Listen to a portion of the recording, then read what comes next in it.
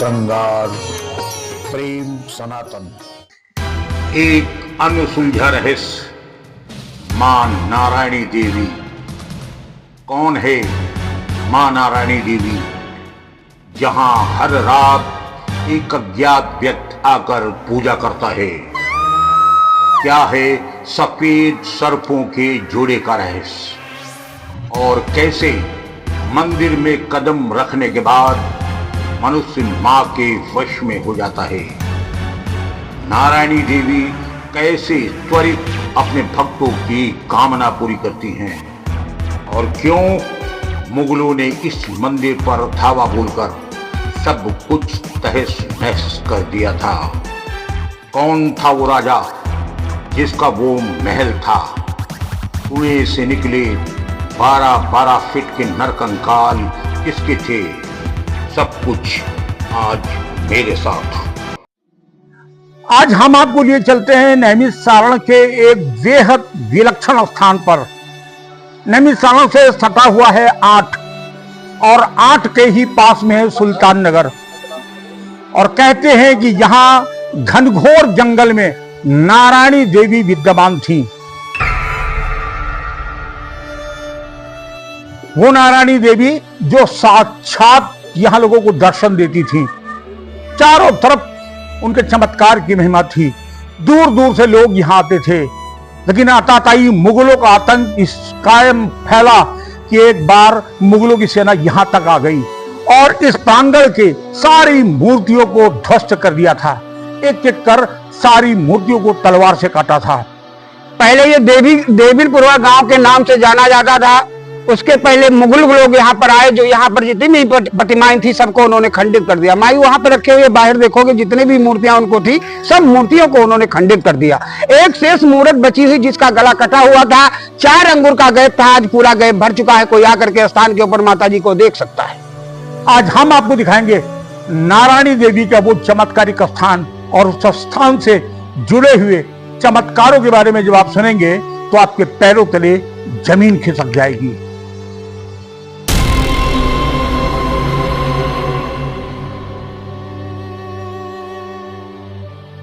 मंदिर के चारों तरफ घनघोर जंगल है।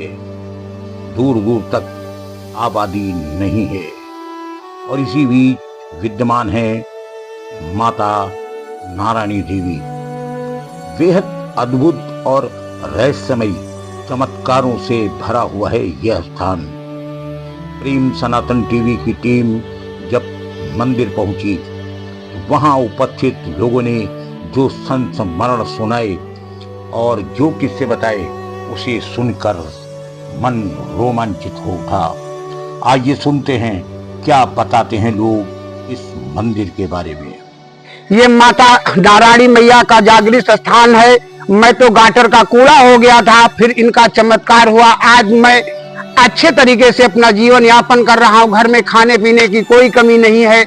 हमारे बाल गोपाल आराम से अपना पैदा कर खा बना रहे हैं। मैं तो हाथ में बांका हुआ करता था, लोगों को दौड़ा लिया करता था, अच्छे बुरे कपड़े भी नहीं शरीर पे हुआ करते थे।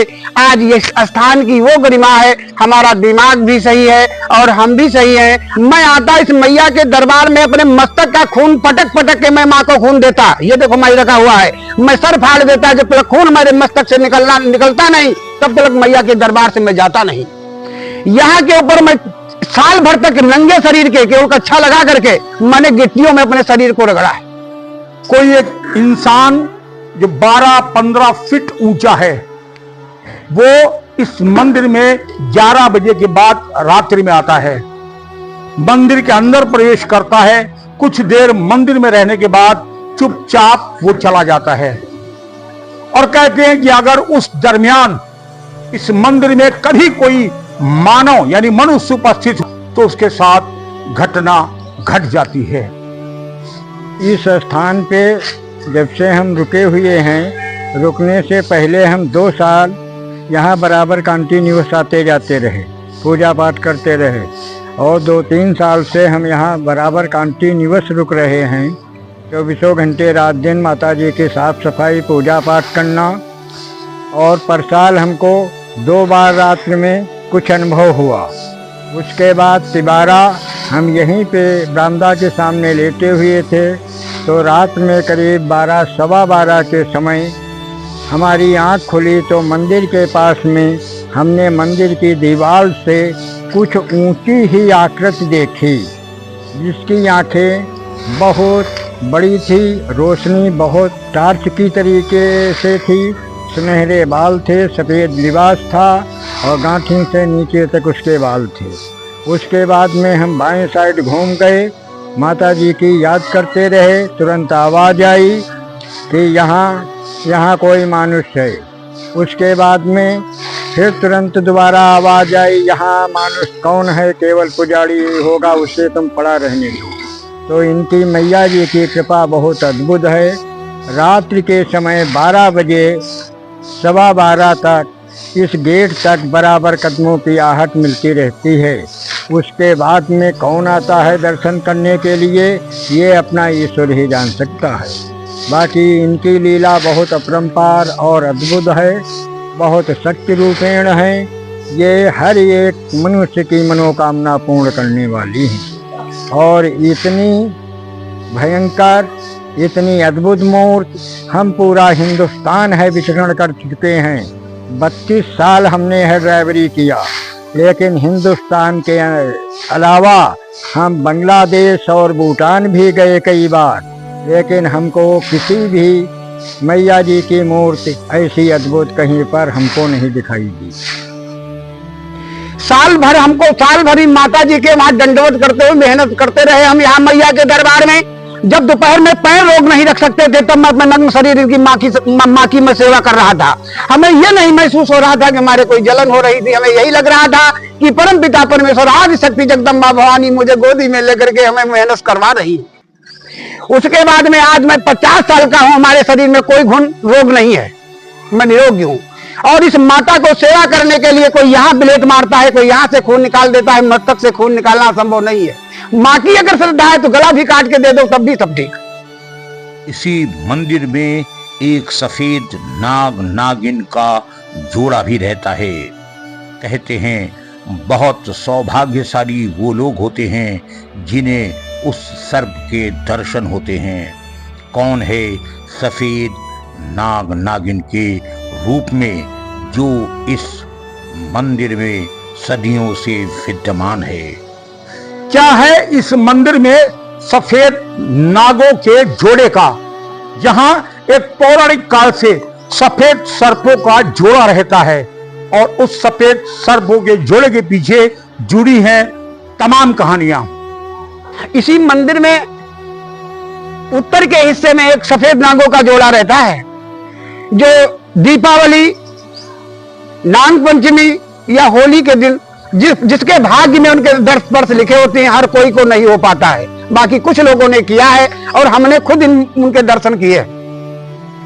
यह कदीम खंडहर और इन्हीं खंडहर के नीचे दफन है यहाँ का इतिहास। हालांकि गांव के दूर दूर तक हम आए, तमाम लोग मिले, लेकिन कोई नहीं बता पाया कि देवीनपुरवा कैसे सुल्तान नगर बन गया। हाँ, इतना जरूर बताया कि एक राजा रहते थे। यहाँ पर देवी का बहुत पौराणिक स्थान था, यानी कि सिद्ध देवी का स्थान था। वो राजा कौन थे गांव के लोग नहीं जानते हैं। और फिर एक बार मुगलिया सल्तनत की निगाह इधर पड़ी, युग औरंगजेब का था। उसके सिपाह सलारों ने धावा बोला और देखते ही देखते राजा के इस महल पर टूट पड़े। उद्देश्य उनका राजा नहीं, उद्देश्य राजा को परास्त करके यहाँ कब्जा करना और नारायणी देवी को तहस नहस कर देना था। मंदिर प्रांगण में सारी मूर्तियों को उसने ध्वस्त कर दिया और आखिर में नारायणी माता पर भी उसने कई बार तलवार चलाई। तलवार का कोई असर नहीं हुआ, लेकिन हाँ, एक तलवार से मां की गर्दन जरूर कट गई। बताते कि 4 इंच का अंतर गर्दन और धड़ के बीच हो गया था। लेकिन कहते हैं ना कि पुत्र मां के प्रति समर्पित होता है, और यहाँ लोग सब पुत्रवत अपनी मां की तरह इनको मानते थे। पूजा अखंड जारी रही, मुगल इसे तोड़ नहीं पाए। पूजा जारी रही और चमत्कार होना प्रारंभ हुआ। और सने सने लोग ये दावा इस गांव में करते हैं, जो 4 इंच का घाव था गर्दन में वो स्वतः समाप्त हो गया और एक बार फिर मूर्ति का सर और धड़ एक में मिल गया। शायद ही कोई ऐसा आदमी इस गांव में हो जिसने ये कहा हो कि हम गए और मेरा काम नहीं हुआ। यहाँ जो भी आया और श्रद्धा से जिसने भी सर टिकाया, माँ ने उसे अपने आंचल में पनाह दी और उसकी हर मनोकामना पूरी की। लोग माता जी के वहाँ रहते हैं, कोई दिक्कत है माँ हमारी श्रद्धा पूरी ही करती हैं। इनके वहाँ कोई भी प्रॉब्लम ना पड़ रहती है। हमारे वहाँ जो भी दिक्कत है माता जी ही पूरा सेवा करती हैं। अद्भुत और विलक्षण है नारायणी देवी का यह स्थान। हमने आपको दिखाया बगल का कुआं, कहते हैं इस कुएं के अंदर अथाह संपत्ति भरी हुई है।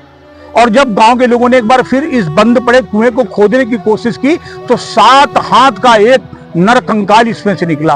और एक नहीं, फिर तो पता लगा कि नरकंकाल ही नरकंकाल थे। अनुमान यह लगाया जाता है मुगलों ने जब यहाँ हमला किया तो बचाव के लिए यहाँ जो लोग रहते थे वो इसी कुएं में कूद गए होंगे और उन्होंने अपनी जान दी दी होगी। एक बार इस कुएं की सफाई हो रही थी। सफाई के दौरान आदमी का कंकाल 7.5 हाथ का निकला और यहाँ पर कोई शक्ति ऐसी है जो माँ नारायणी मैया के दरबार में जा करके अपनी पूजा करती है और फिर वापस होकर यहीं चली जाती है।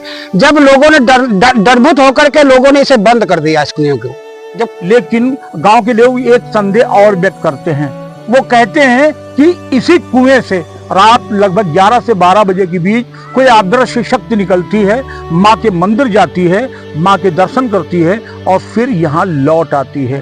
लोग तो कहते हैं कि लक्ष्मी का निवास इसी कुएं के अंदर है। कई बार लोगों ने खुदाई भी की, मिला कुछ नहीं।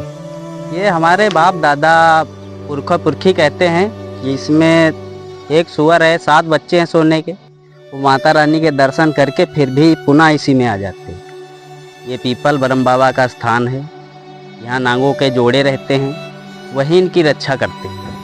बाकी मैया रानी, हाँ, मृड भांड के टुकड़े, कौड़ी और प्राचीन मटके मटकी वो जो यूज किए जाते थे, इसे लगता है कि यहाँ आबादी थी। और ये टीले जो आप देख रहे हैं, ये टीले इस बात को इंगित करते हैं कि यहाँ पौराणिक प्राचीन मंदिर और महल सब कुछ था।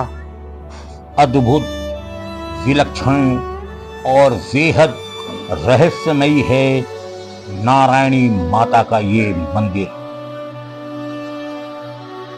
एक बार आप इस मंदिर में जरूर आएं, माता से अपनी फरियाद करें और यहाँ के रहस्य को देखें, समझें और जानें सनातन के गूढ़ रहस्यों को कि कैसे आज भी इस भूलोक पर चमत्कार होते हैं। चमत्कार देखना है तो इस स्थान पर जरूर आएं।